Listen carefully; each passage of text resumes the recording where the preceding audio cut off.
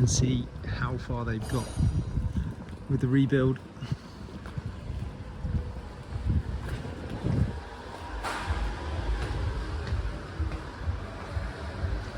Hi all, Monday night back in the workshop, so busy today at the garage, usual bits, but boat's back in here again, so it's boat shop now. Yeah, we're getting there, got a smaller list, a few bits on there, but there is other stuff to do. To do to the valve gear spray bars, but we've got all the bits to make those up, different lengths, the covers are different. A couple of other checks because we're hoping to be testing tomorrow, so we need to get it done tonight. Right, Dave, and I'll let Dave, because he's better on this than me, I'll let him show you what's going on inside. Lovely, cheers. The engine's in, but we've still got the supercharger to put on, and then also the exhaust system for the port side. Wheels are busy again, back at it.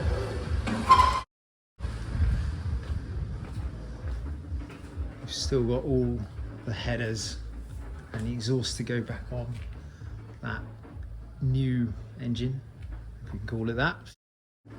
And then once that's all back on, plan to get it running tonight, and hopefully, if everything goes to plan, we'll be in the water tomorrow evening for a test.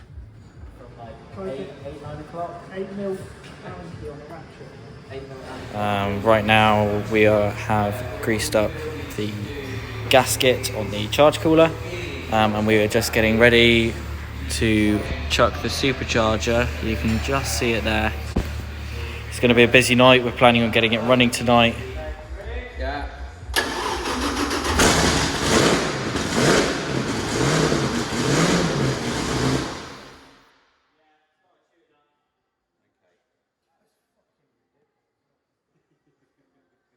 Hard work paid off, innit? Well done.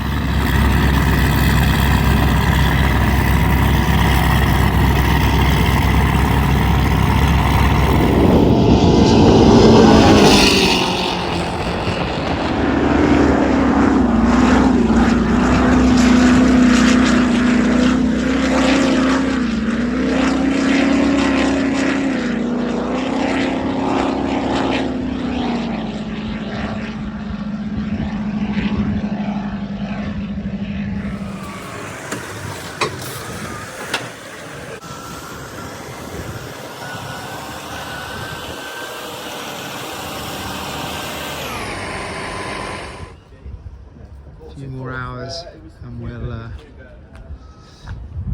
hopefully be ready to go tomorrow.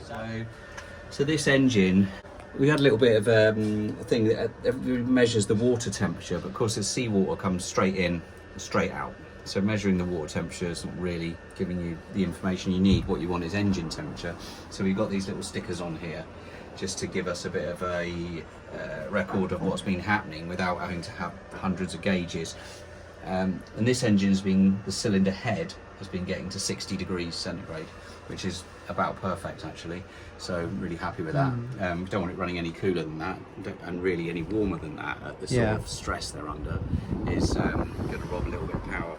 But what we have done is we have installed a temperature switch here, pushing against the metal of the cylinder head.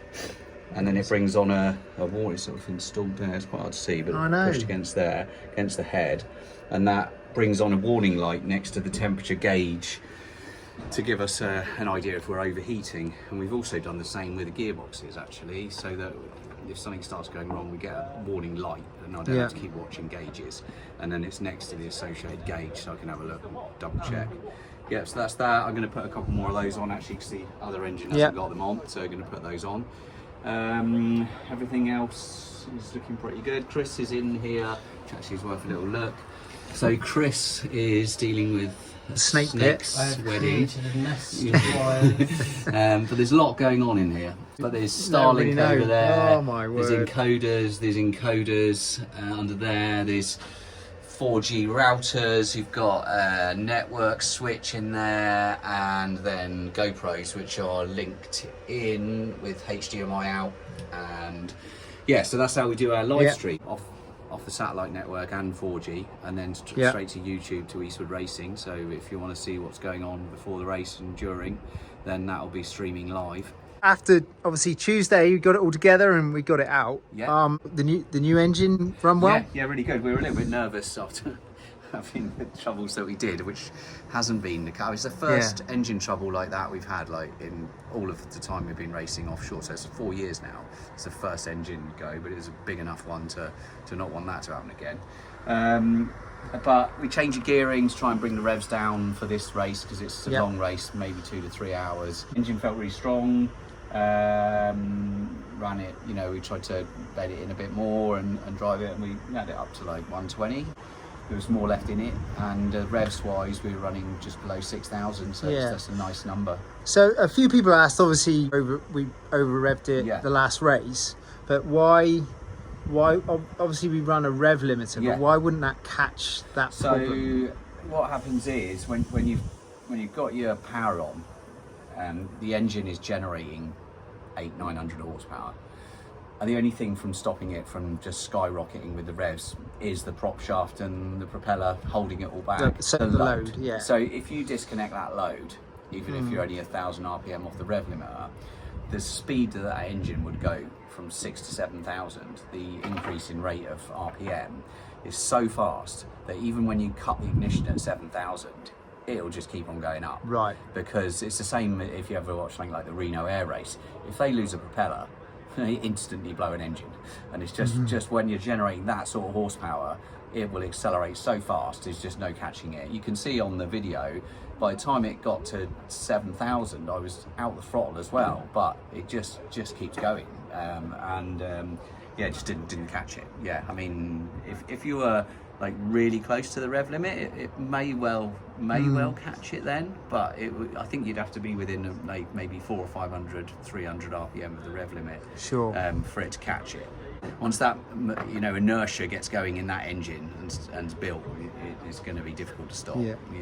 From testing and now we're getting ready to prepping for cows. I mean, it's taking a bit of effort, but I mean, what are your concerns of the race there? Well, like today's concerns, just making sure all the right bits are in the right place around the country.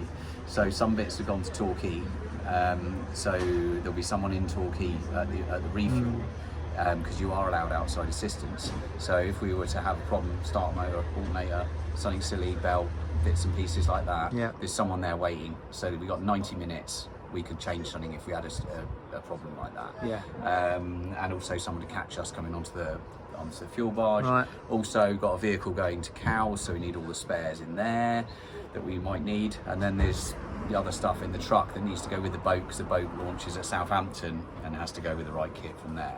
Busy day tomorrow then, haven't we? Yeah. So what time? What's our alarm clock set for? I don't know, 3, half 3 in the morning. So we've had we've burnt the candle at both ends this week already, and now it's going to start getting worse. Wow. But race-wise, I think that it's a different race, this one.